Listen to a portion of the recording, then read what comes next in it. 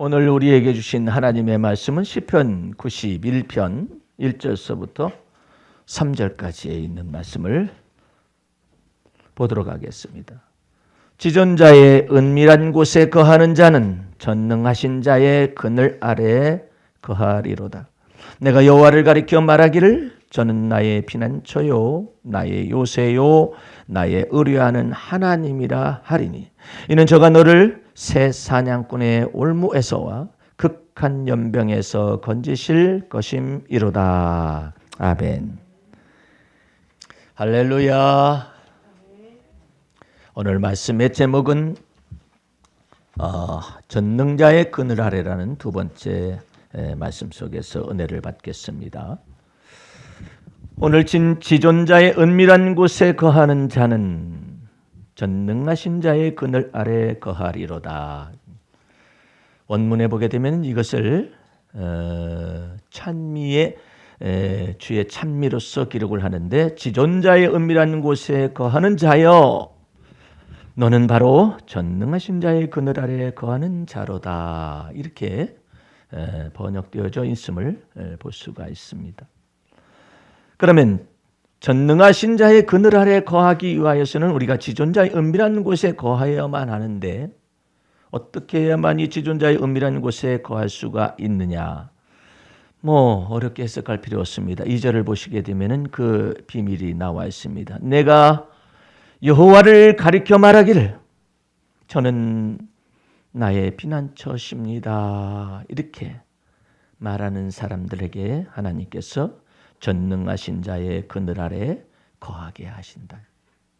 지존자의 은밀한 곳에 거한다는 그 의미가 다른 데 있는 것이 아니라 여호와 하나님을 가리켜서 말하기를 하나님 여호와는 나의 피난처십니다 라고 말하는 그 사람은 지존자의 은밀한 곳에 거하는 사람이며, 또한 하나님 여호와는 나의 요새십니다 라고 말하는 그 사람, 지존자의 은밀한 곳에 거하는 사람일 뿐만 아니라 그와 같이 믿기 때문에 전능하신 자의 그늘 아래 거하게 하실 수 있는 은혜가 나타난다.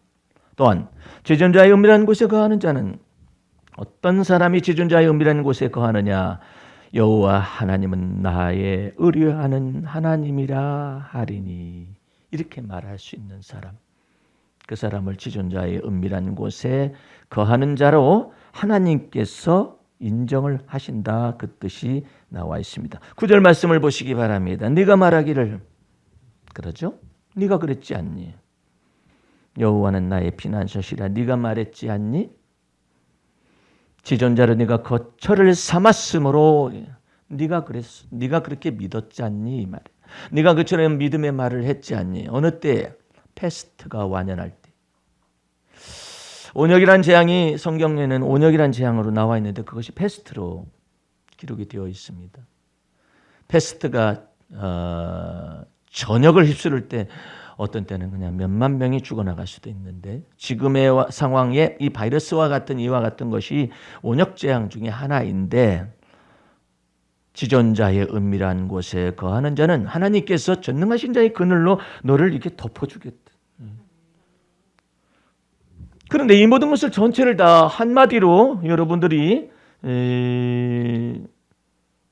집약을 해서 말할 수 있는 방법, 도대체가 어떤 사람이 지존자의 은밀한 곳에 거할 수 있으며 전능하신 자의 그늘 아래에 거할 수 있는가? 그것은 애굽의 바로 왕과 애굽 사람들의 장자를 쳤었던 그와 같은 죽음의 사자, 그 사자가 들어가는 것을, 유월절 어린 양의 피를 문설주에 바른 자마다 다 살아남았었던 것을 통하여 하나님이 이처럼 말씀하십니다. 그 피를 볼 때 내가 너를 넘어가리라. 패스오버, 유월절한다. 내가 너를 넘어간다. 그 피를 볼 때 내가 너를 넘어간다. 그 피의 권세를 네 입술과 네 마음에 믿을 때 내가 너를 넘어간다.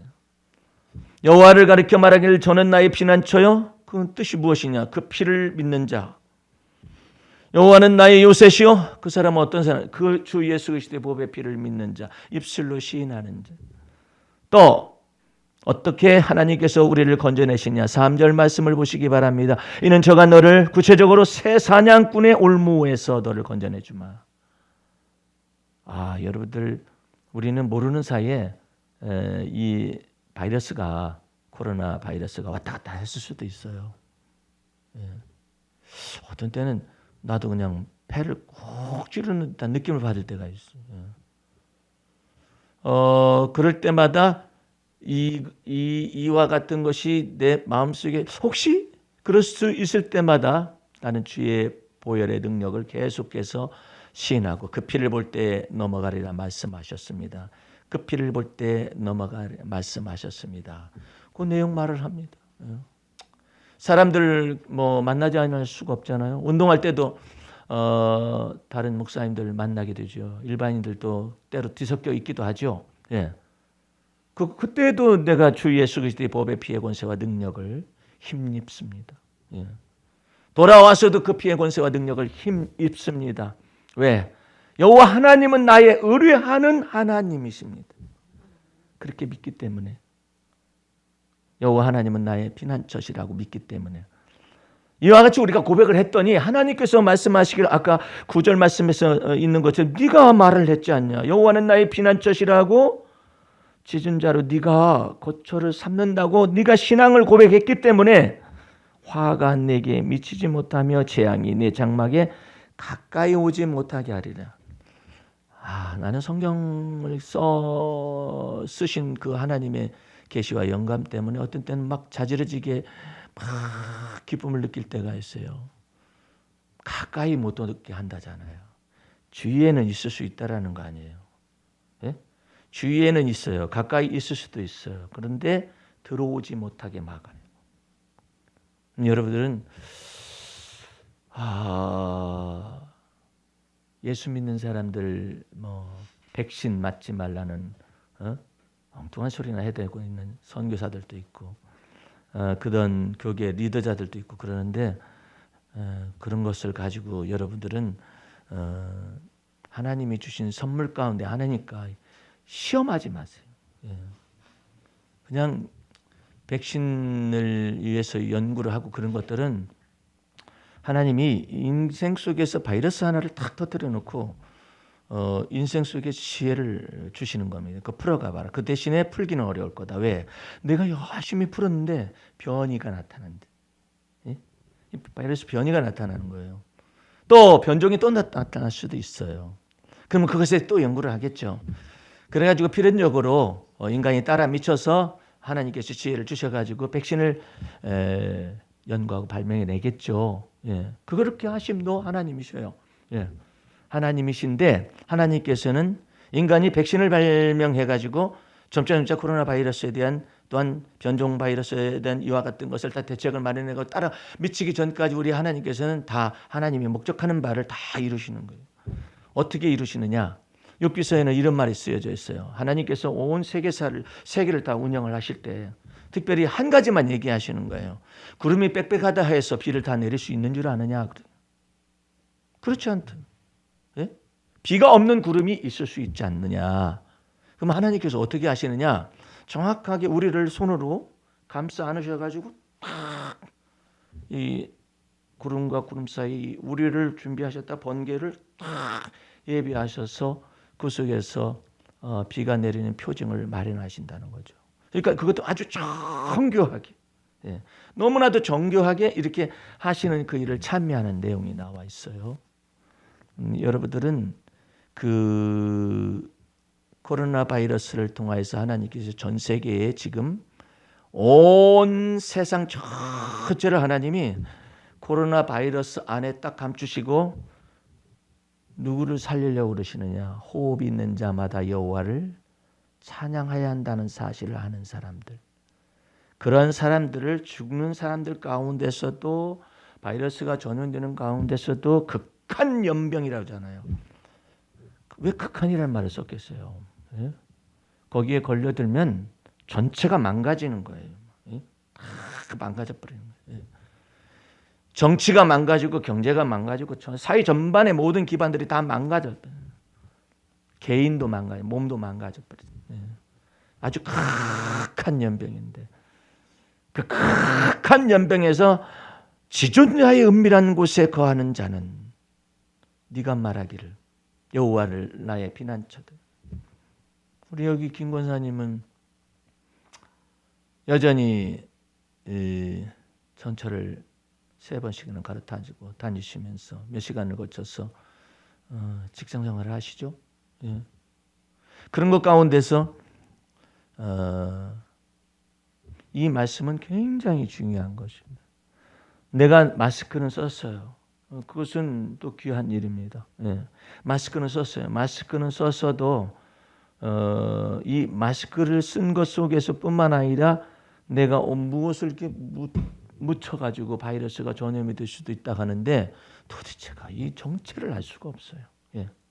정체를 알 수가 없는 이 모든 것 가운데 오직 지존하신 하나님께서는 이 모든 것을 아주 섬세하고 정확하게 여러분과 나를 전능하신 자의 그늘이라는 것으로 덮으실 것인데 하나님께서 이스라엘 백성들을 광야로 데려가서 젖과 꿀이 흐르는 가나안 땅의 기업을 맡게 할 때 그 광야에서 훈련할 때요. 하나님의 돌보심은 미리 다 준비를 다 해놓고 하나님이 사람을 지을 때요. 어떤 이상한 성경 해석자는 사람이 먼저 지어졌다는 거예요.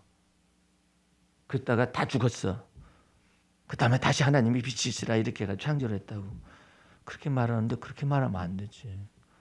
하나님이 온 세상을 다 만드시고 난 다음에 사람을 지으셨어요. 너 독립해서 살아라. 저기 빛도 만들고 뭣도 만들고 이렇게 이런 것이 아니라 다 만들어 놓으시고 예비하시고 사람을 하나님의 형상대로 지어서 에덴에 살게 하셨잖아요. 이 광야를 지나갈 때에도 하나님이 이 출애굽을 이제는 고센 땅에서부터 할 거 아니에요. 아직 광야에 안 들어오고 애굽 지역이 고센 땅에 있었잖아요. 거기에서 장자의 재앙을 통해서 바로가 나가라. 너희는 여기 있지 말고 너희가 원하는 땅으로 가라. 해가지고 가라고 이제 명령을 내렸잖아요. 내려서 있는 그 순간부터 고센 땅에서부터 하나님이 그 성경 말씀을 정확하게 보면은 구름 기둥을 예비하십니다. 나는 이번에 모세 영성 쓰면서 그걸 알았어요. 전에는 생각 못했었어요. 이것을 다시 지금 쓰고 있지 않습니까? 덧붙여서. 야, 세상에 하나님의 손길이 이렇게 섬세한가. 내가 지금 말하고자 원하는 것은 광야의 훈련과 연단을 받는 중에서도 하나님께 우리를 내버려 두거나 이렇게 해가지고 나머지 건 너희들이 알아서 해야지 이런 것이 아니라 아주 정근 하나님의 손길 속에서 광야 훈련에 접어들기 전서부터 구름 기둥을 예비하시. 그것이 그러면 어떻게 합니까? 미리 예비했으니까 홍해바다 앞에서 구름 기둥을 통해서 막 막아대고 바로의 군대를 막기도 하고, 예? 그다음에 바람으로 이렇게 동풍을 통하여서 바닷물을 가를 때도 저 바로의 군대가 쳐들어오지 못하도록 거기서 구름 기둥이 막 막아서고 이랬었잖아요. 그러니까 여러분들이 생각할 때는 시련을 당할 때는 나 혼자 있는 것처럼 느껴져요. 근데 하나님은 그렇게 말씀하시잖아요. 하나님이 치밀하게 계획을 하셔. 예. 너무나도 치밀하게 계획을 하셔서 우리는 그걸 우연이라는 말로 표현을 하는 겁니다. 모르기 때문에 우리 자신은 몰라요. 그렇기 때문에 전도서의 표현은 우연이라는 영역 속에다가 인간은 표현할 길이 없어서. 그런데 그 우연이라는 말을 다 뒤집어서 마음의 눈과 믿음의 눈을 떠서 열면 하나님이 나를 생각하시는 생각이 어찌 그리 많은지요. 하나님이 여러분을 생각하는 생각이 얼마나 많은지요. 얼마나 큰지요. 헤아려 볼지라도 헤아릴 수가 없나이다. 그러면 성령 충만한 사람의 특징이 무엇일까요? 믿음이 충만한 사람의 특징이 무엇일까요? 나를 향하신 하나님의 섬세하신 계획과 나를 향하신 하나님의 섬세하신 뜻을 헤아려서 찾아내는 사람이에요. 나는 몰랐었는데 하나님이 여기까지 인도하셨구나. 나는 몰랐었는데 하나님이 여기까지 나를 연단을 통해서 나를 빚어 만드시는 거구나. 하나님께서 나를 이처럼 역사하시는구나. 그것을 찾아내는 마음의 눈이 열린 사람들이에요. 다윗은 그것을 너무 많이 열려졌어요. 성령의 기름 부심을 받고 난 다음에 다윗의 특징이 무슨 이적과 표적과 이와 같은 걸 행하는 것이 아니라 하나님이 자기를 향하신 많은 수많은 뜻을, 계획을 막 찾아내. 주님께서 이렇게 인도하신 거로. 왜 나를 사망의 음침한 골짜기에다 집어넣으시는 겁니까? 라고 처음에는 말했을 수 있어요. 어찌하여 나를 이렇게 말할 수 있어요. 그런데 다윗은 하나님의 성령으로 충만하고 믿음이 충만하고 진리로 충만하다 보니까 그게 아니라 내가 사망의 음침한 골짜기를 다닌다 할지라도 내가 해를 두려워하지 않을 이유가 있는데, 그게 뭐냐면 주의 지팡이와 막대기가 나와 함께 계셨었구나. 그 보는 눈이 열려진 거예요. 여러분들은 2021년도에 하나님이 거기까지 나를 향해서 계획하셨나? 하나님이 거기까지 나를 생각하셨나? 하나님께서 거기까지 나를 위하여 계획하셨네? 하나님께서 거기까지 인도하셨네? 네, 그래서 우리 노지사님에 대해서 얘기하잖아요. 여기 노지사님이 두 분이 계셨어. 앞에 계신 분은 이렇게 하는데 노지사님이 편의점에 이렇게 딱 앉아 있으면서도 하나님, 오늘 이 편의점을 경영하실 분은 주님이신데 주님께서 여기 발걸음을 딛고자 원하는 사람들의 마음을 여신 분도 하나님이시고 그들의 마음을 경영하신 분도 하나님이시고, 나는 여기에 발걸음을 미칠 사람들이 누군지는 모르는데 내가 그들을 위하여서 하나님이 보내신 사람들이기 때문에 축복기도 합니다. 일을 시작하기 전에 만약에 그렇게 기도하고 시작했어요. 근데 한 사람이 문을 열었어요. 조그마한 아이가 됐든 아니면 아줌마가 됐든 할아버지가 됐든 누구든지 소주를 사러 온 사람이 됐든 과자를 사러 온 사람이 됐든 뭘 사러 그게 왔어요. 그 사람이 뭘 사는지는 나는 잘 모르지만 한 가지는 뭐냐면 하나님이 나를 위하여서 일하시고 계신, 하나님이 저들을 불러서 수많은 슈퍼마켓이라든지 이런 것들이 있음에도 불구하고 우리 마트에 올 수 있는 마음을 주시는 분도 하나님이시구나. 그걸 결정하신 분도 하나님이시구나. 그것을 하나씩 하나씩 찾아내기 시작하면 하나님은 조그마한 편의점에서 뭘 얼마나 많이 주시겠어요. 예? 우리가 생각할 때는 그럴 수밖에 없어요. 조그마한 데서 뭐 얼마나 나오겠느냐. 근데 하나님은 다른 걸 생각하셔요. 네가 그것 조그마한 거 연습하는 거, 이 경건에 연습하는 거, 이거 연습하면 너는 네가 생각하지 못하는, 생각할 수가 없는 것을 너한테 보여줘. 내가 분명히 말했어요. 정부에서 저리로서 대출해 주는 거 받아라. 그리고 나중에 원금행원에서 상환유예라든지 아니면은 삭감이라든지 이자 대출, 이자에 관련된 것도 정책이 나올 수가 있다. 왜? 지금 소상공인에 대한 특별법을 제정하려고 하잖아요. 그 특별법을 제정하는 것 가운데 이 내용이 들어있을 수가 있어요. 그리고 또 대출을 또 열어놓을 것입니다. 예. 그 어쩔 수가 없어요. 예. 다 죽는다 하니까. 예. 근데 이 모든 것들은 생각도 못하는 거예요. 생각도 못하는 거예요. 그런데 주님께서 내가 제자 훈련 다니는 도중에 이와 같은 걸 얘기를 하셨어요. 얘기를 했더니 어떤 지혜로운 사람이, 나는 머리가 안 돌아가서 잘 모르고 오직 주님의 지혜를 통해서만 알았는데 그 얘기를 막 하고 다녀요. 예? 깜짝 놀랐어요. 예. 지금 앞으로 어떻게 될지는 잘 몰라요. 그런데 한 가지 분명한 사실은 꼬마아이가 코모돈을 가지고 와서 여기 와서 1,000원짜리를 사가지고 갔다 가십시다. 그러면 사람 생각에는 꼬마가 하나 왔다 갔구나, 이렇게 꼬마가 조그마한 돈 가지고 와서 코모돈 돈 가지고 뭘 하나 사가지고 갔구나. 나는 인생이 왜 이렇게 머무를까? 깜짝 놀랄 일이 있어요. 여러분들 그것뿐만 아니에요. 약국에 약사는 그냥 복장도 좋고 약 팔고 괜찮잖아요. 그 사람의 고민, 권사님 고민 들어보면 그냥 편의점이에요. 그냥 약사이죠. 약방이에요. 예.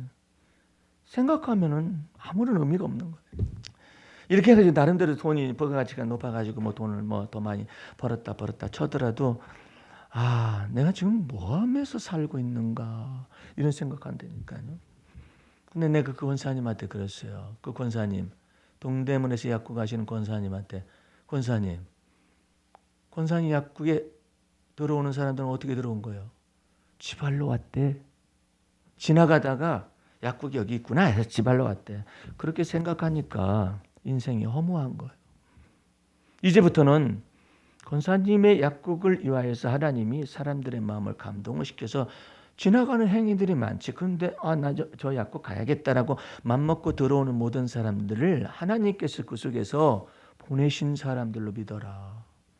그리고 약국 문을 열기 전에 미리 기도를 해라. 하나님, 저는 저희 약국에 문을 열고 들어올 많은 사람들, 하나님이 보낸 사람들을 미리 축복하겠습니다.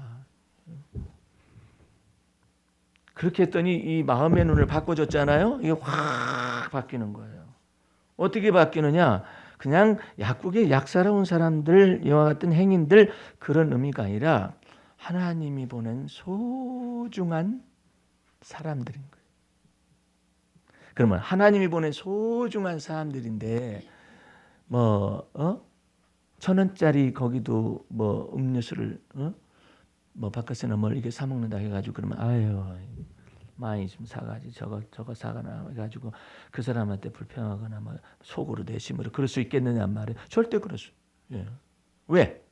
그 사람이 많고 적음을 가지고 와서 내 물건을 갖다가 구매하는 것보다도 무엇이 귀중하냐면 하나님이 이미 그 사람들을 마음을 작정해서 내 약국에 들어오게 하셨다라는 그것이 귀중한 것이지 하나님은 그것을 보고서 연습시키는 거예요.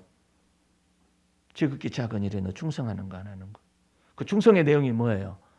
많은 사람들은 충성의 내용이 그냥 열심히 바닥을 닦고 무엇을 하고 부지런 이런 것으로만 생각을 하니까 이게 말씀이 안 잡히는 거예요.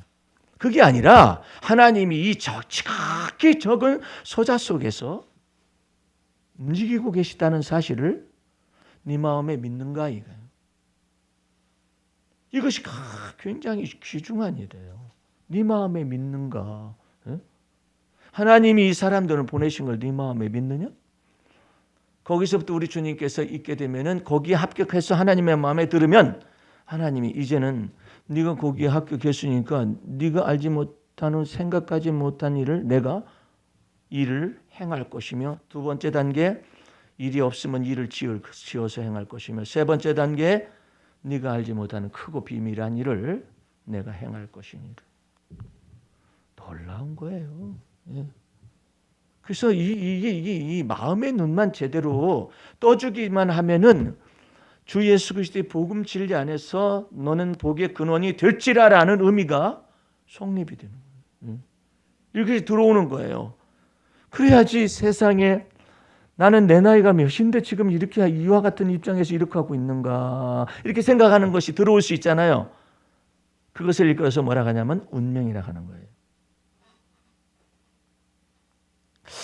나는 왜 이렇게 살고 있을까라고 생각하고 들어오는 거 있잖아요. 숙명이라고 그러는 거예요. 나는 이거밖에 못하다 인생 끝나는 거 아닌가? 그 운명이에요. 그런 때는 이렇게 말할 수 있어요. 하나님, 저는 생각에 내 영혼이 말을 하기를 나는 이러다가 인생 끝나는 거 아닌가라는 생각이 들어왔는데요. 주여, 이것이 바로 저의 연약함이었었습니다. 근데 내가 이때 하나님은 나의 주시오, 나의 의뢰하는 하나님이시오. 예?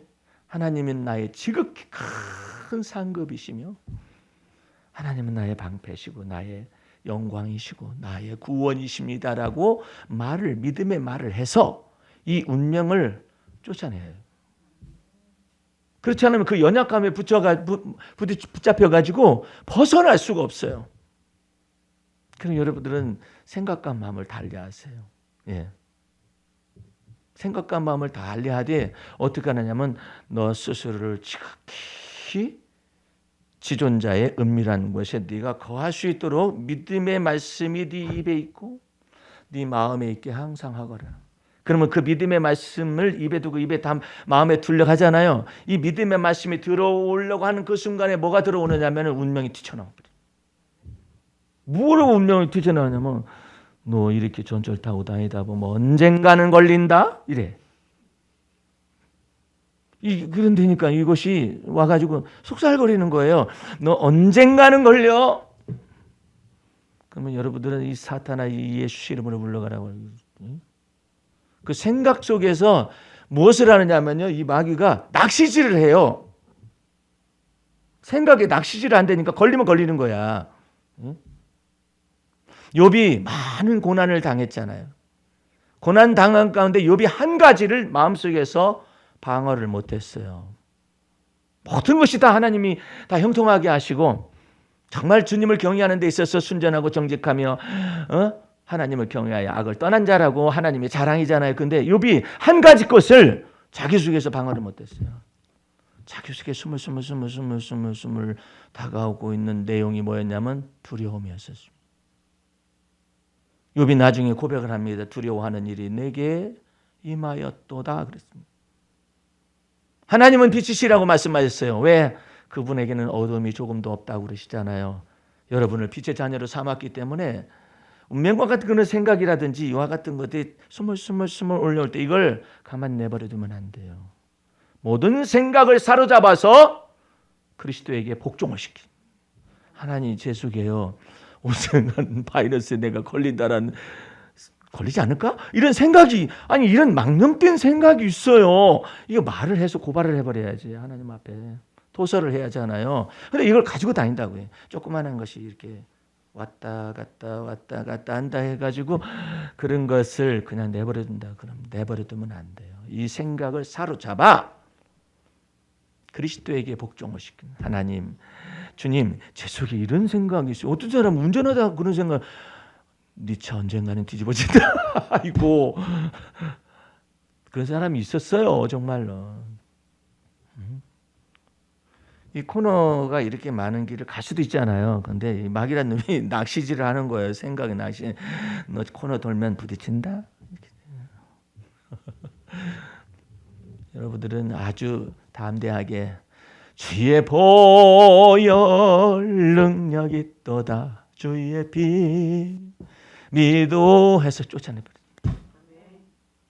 이 집의 손자가 아주 예언을 하는 아이인지 총명한 아이인지 지혜로운 아이인지 코로나에 대해서 답변도 하고 코로나 백신의 부작용에 관해서 답변도 하나님께 받아가지고 얘기하는 그런 아이인데 그 아이가 손 막 씻어야 한다 그러잖아요. 그래서 내가 가르쳐 줬어요. 권사님 그 손자한테 이왕이 가르쳐 줄 바에야 손 깨끗이 씻으면서 주의 보혈 능력이 있도다 하라고. 그렇게 했어요. 그때 가르쳤던 모양이에요. 지금 엄마는 그런 믿음도 없어.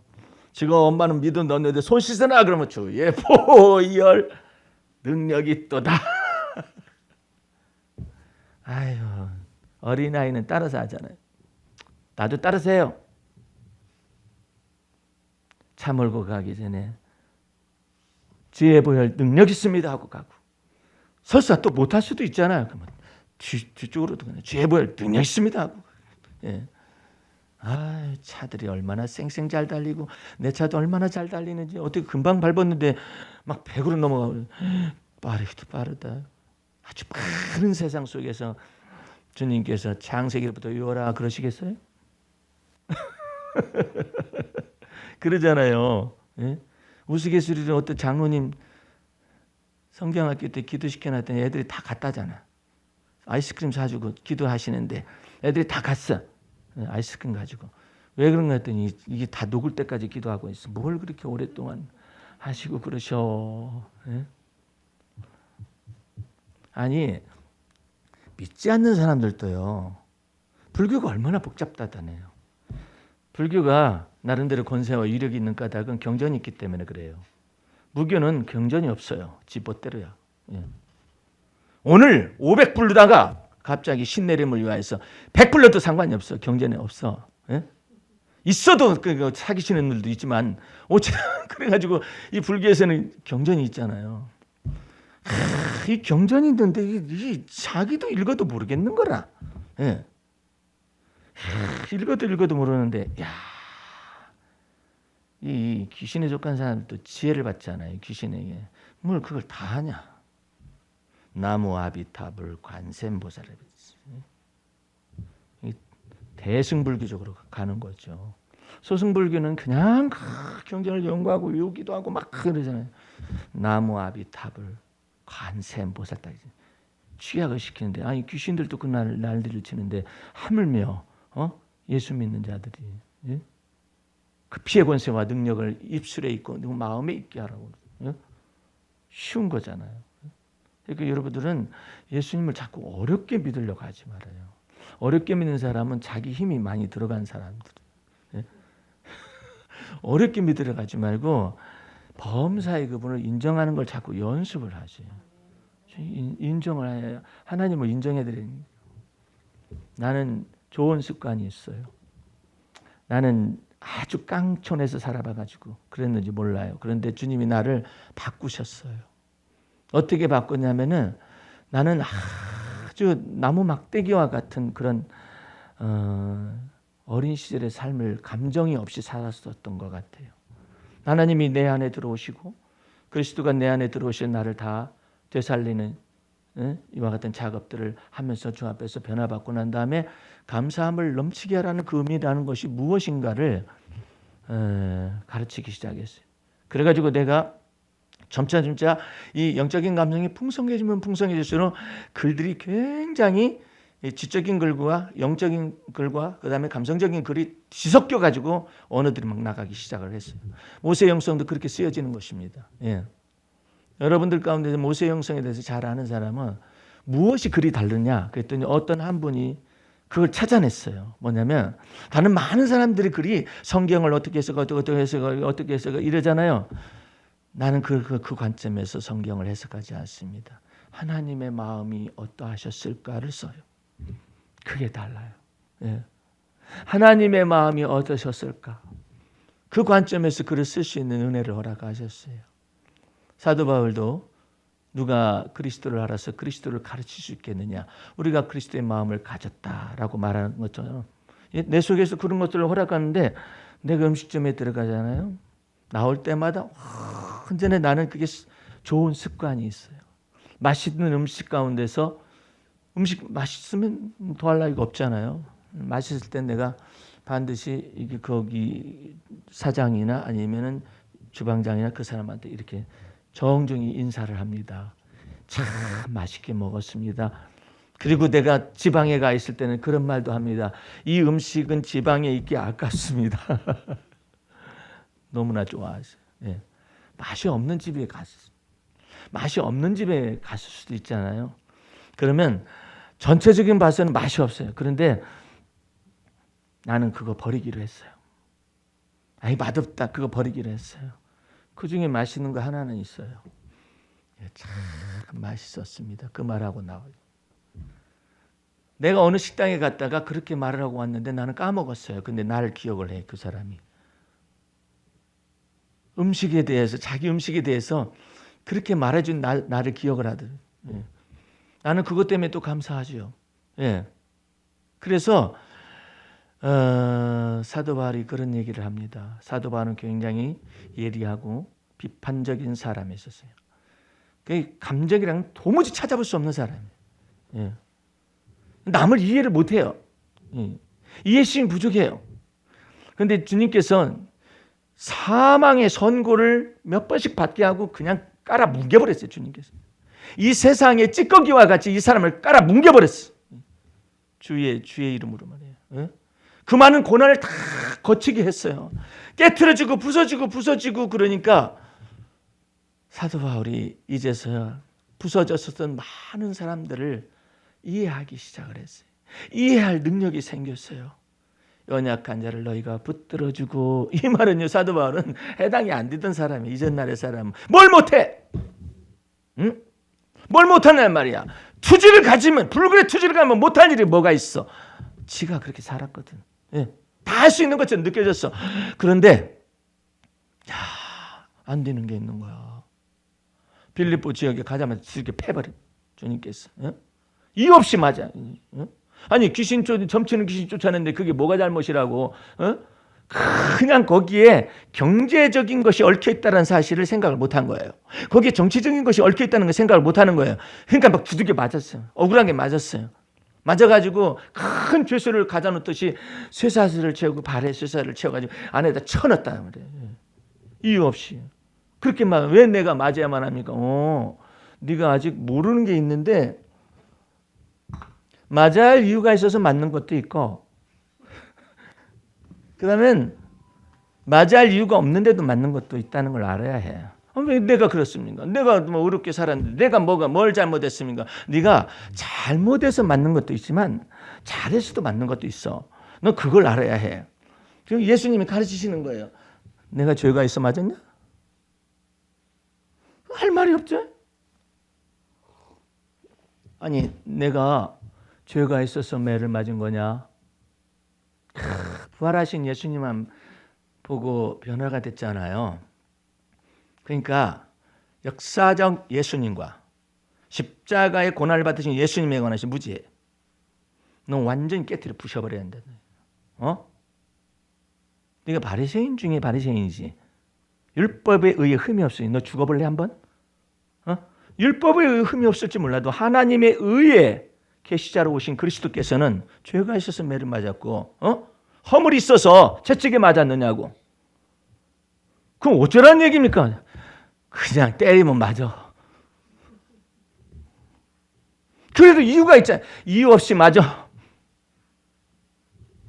그래도 알고 싶어요. 모르고 맞아. 왜 맞아야 합니까? 예수 때문에. 그냥 예수 때문에 미련해져라. 그냥 예수 때문에 낮아지거라. 예수 때문에 어리석어져도. 그러면 돼. 그러니까 사도 바울이 나중에 무슨 내용을 말을 하냐면은 악은 모양이라도 버려라. 범사 헤아려 좋은 것 취하고 악은 모양이라도 버려라. 아니 사도 바울이 그랬을 거 아니야. 하나님, 여기 지존자의 은밀한 곳에 거하는 자는 전능하신 자의 그늘 아래 거할 것이고, 그렇기 때문에 세상의 올무와 극한 연병에서 벗어나고 밤의 놀램과 낮에 흐르는 살과 흑암 중에 행하는 연병과 백주에 황폐케 하는 파멸을 두려워하지 않고 하나님의 사자를 동원해가지고 막아선다고 했잖아요. 예수 때문에 십자가의 도를 걸어갈 땐 해제.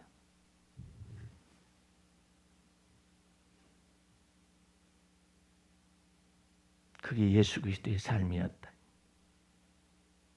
부활한 예수님만 너는 알았잖아. 십자가에 달리신 예수님의 고난에 관해서 전혀 모르잖아. 이제부터 내가 네게 유전한 기질도 다 바꾸고 어렵다는 그 모든 것도 다 깨트려 부시고 오직 예수님만이 내 몸 안에서 존귀한 그 길이 무엇인지, 이 내가 그리스도와 함께 십자가에 못 박혀 죽었나니 이제는 내가 사는 것이 아니라 그리스도가 이제 내 안에 사십니다라는 것의 의미가 무엇인지 이제부터 하나씩 하나씩 다 가르쳐줘.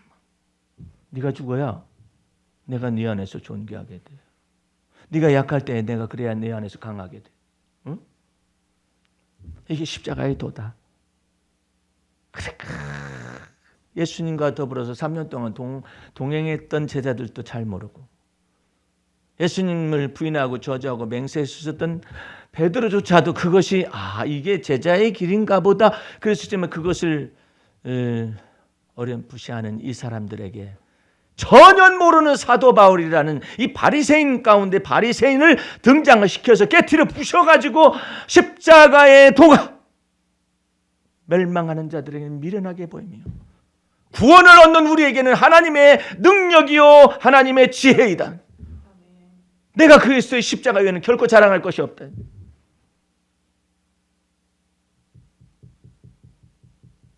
여러분과 내 삶 속에서 하나님이 이 돌보심과 지극히 높으신 상급과 방패를 다 잠깐 동안 멈추게 하실 때가 있어요. 그래서 고난의 길을 여러분에게 이끌어 가실 때가 있어요. 그런데 그 고난의 길을 갈 때에도 하나님이 그 섬세하신 그 돌보심이 무엇인가를 오늘 메시지 속에서 남은 몇 분간의 메시지 속에 이걸 새게 하는데 하나님이 그 고난의 정도를 딱 정하셔요. 그래서 감사해요. 예? 그 고난의 길을 딱 정하시고 애따 밀어붙인다 이게 아니라 그걸 정하신데 어디까지만 해라. 어디까지만 해라. 사단이가 욥을 갖다가 시험해 보시죠. 하나님이 순전하다고 하시고 정직하다고 하시고요. 악에서 떠나서 이렇게 정직하고 순전하다고 그러셨는데요. 한번 시험해 보시죠. 시험해 보시면은 욥이 하나님 앞에 시험이 들어가지고 욕을 할 것입니다라든지 이렇게 말을 하잖아요. 그때 하나님께서 다 내가 욥의 소유를 내 손에 맡기노니 내 손에 맡기는데 그의 몸을 터치하지 말아라. 딱 말이야. 나는 오늘 이 말씀을 여기에 적어가지고 왔어요. 새벽에 묵상하면서 여러분과 나누면서 하나님은 이런 가운데서도 고난과 역경 가운데서도 그것을 한계를 정하시는구나. 그 사람에게 그와 같은 정신적 고통은 가하더라도 그의 몸의 고통은 허락하지 않는다. 몸의 고통은 허락한다 할지라도 생명을 터치하지 말아라. 하나님이 그 한계를 정하신 너무나도 정교해요. 욥기서 우리 1장을 한번 가보시기 바랍니다.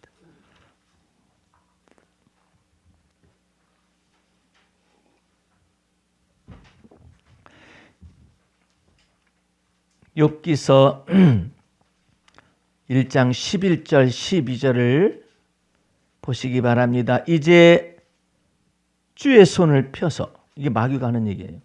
그의 모든 소유물을 치소서 그리하시면 정령 대면하여 주를 욕하리이다. 그러니까 12절에 여호와께서 사단에게 이르시되 내가 그의 소유물을 다 내 손에 붙이긴 붙이는데 오직 그의 몸에는 내 손을 대지 말지니라. 한계를 정하시오. 고난 중에서도 한계를 정하시오. 연단 중에서도 한계를 정하셔요. 시련 중에서도 한계를 정하셔요. 그 하나님의 손길에 대해서 자비하심에 대해서 생각을 할 수 있어요. 이제 두 번째 시련이 나갑니다. 이제 2장 6절에 나와 있습니다. 5절 6절을 봅니다. 이제 주의 손을 펴서 그의 뼈와 살을 치소서. 사단이가 그러는 거예요. 그리하시면 정령 대면하여 주를 욕하리이다. 6절 말씀. 여호와께서 사단에게 이르시되 내가 그를 내 손에 붙이노라. 오직 그의 생명은 해하지 말지니라. 재앙이 나타나도 재앙이 한계를 정하시. 하나님이 그래도 그런데 이 다윗은 그걸 깨달았어요. 뭘 깨달았느냐면 다윗이 미련해서 범죄하잖아요. 범죄해가지고 시련과 연단과 주의 지팡이와 막대기로 훈련과 연단을 막 불씨를 속에 막 들어갑니다. 그랬는데 다윗이 그런 말을 쓰는 거예요. 하나님이여 나를 연단하고 시련하였으되 나를 죽음에는 붙이지 아니하셨나이다.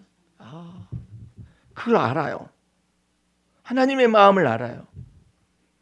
오늘 여러분 속에 이와 같은 놀라운 하나님의 마음을 담아가지고 가시기 바랍니다. 여러분이 어려운 시련에 봉착하나요? 하나님이 그걸 정하셔요. 어디까지 밀고 들어올 수 있다. IMF가 되면 어디까지 밀고 들어올 수 있다. 코로나 바이러스가 움직이면 어디까지 밀고 들어올 수 있다. 어디까지 밀고 들어올 수 있다. 그럼에도 불구하고 하나님께서 이 모든 것에 한계를 정하시는 그 자비하신 하나님. 진노 중에서라도 주여 긍휼을 잃지 마시옵소서. 그거 기도할 수 있어요. 때리려면 때려요. 이러지만 안 돼. 난 그러다가 어렸을 때 뒤지게 얻어맞았었어요. 어머니한테. 꼬마 때. 고집을 피워가지고 때리려면 때려요. 그래 임마 때려주면 매를 벌어요. 그러면 안 돼요. 마음을 부드럽게 해요. 마음을 부드럽게 해서 생각과 마음을 바꿔야 해요. 생각과 마음을 바꾸시게 되면은 다음 주에 세 번째 메시지를 듣는 그 하나님의 사랑이 이제 여러분을 다 손해보는 것과 회복을 다 시키십니다. 나오미가 모압 생활 10년 동안에 남편 죽었죠. 큰아들 죽었죠. 둘째 아들 죽었죠. 며느리든 전부 다 모압 여인 데려다가 그냥 결혼을 시켜가지고 사는데 이 남편 죽었죠. 큰아들 죽었죠. 작은 아들 죽었죠. 이렇게 다 죽었어요. 나는 마음이 슬픈 여자라 그래. 나오미가 베들레헴에 돌아오는데 근데 뭐가 하나 따라왔어. 전 누구야? 룻이라는 둘째 며느리인데 가락에도 안 가. 뭐라 했는데? 어머님의 하나님이 나의 하나님이시며 어머님의 백성이 나의 백성이며 어머님 가시는 곳에 나도 가고 어머님 유하시는 곳에 나도 유하고 어머니 장사 지는 곳에 나도 장사 지낼 것입니다 라고 말하더라. 세상에 이는 아브라함과 이삭과 이 야곱의 믿음의 그리스도의 족보 안으로 들어오는 여자의 말이로다. 그 속에서 다윗의 조부가 태어납니다. 예? 보아스를 만나서 놀라운 이 믿음과 신앙의 고백 속에서 여호와 하나님은 나의 피난처요 나의 요새요 나의 의리하는 하나님이라고 마음속에 믿음의 하나님께서 네가 그 말을 하였으므로 지존자의 은밀한 곳에 거할 수가 있으며 전능자의 그늘이 너를 덮어줄 것이다. 그 은혜 속으로 이 여자가 들어오는 거예요. 백성도 바꾸고 하나님도 자기의 신도 바꿔버렸어요. 아니 다 망했는데 시어머니가 그래도 바꿔요. 오늘 여러분들의 삶 속에서 하나님께서 놀랍도록 여러분의 가정을 위해서 여러분의 개인을 위해서 하나님 앞에서 이 믿음의 고백을 가지고 살아가면 너는 네가 알지 못하는 일을 내가 벌릴 것이다. 네가 몰랐어. 저는 생각도 못했어. 크고 비밀한 일이다.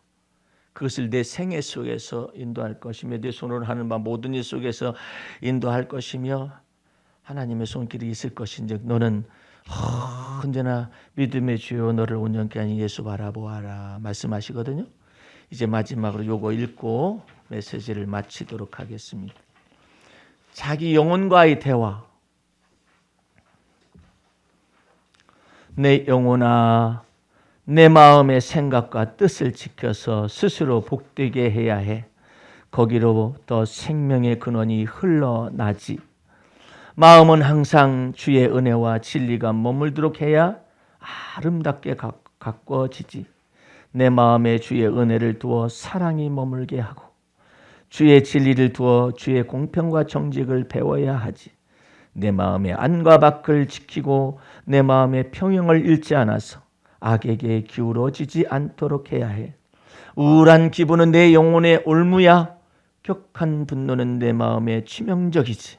내 멋대로의 판단은 생각의 덫이야. 우울한 기분은 지옥의 텃밭이고 격한 분노는 마음의 공평을 해치며 함부로 판단하는 것은 내 분수가 아닌 거야. 내 영혼아 내 마음의 균형과 조화를 이루도록 내 마음을 악에게서 멀리 하거라. 내 마음에 근심을 머물러 두지 말거라. 인생의 마음은 주의 은혜로 아름답게 해야 하고 주의 진리를 그 속에 두어 부패하지 않게 하는 거야. 시련과 연단은 주의 아름다운 선물.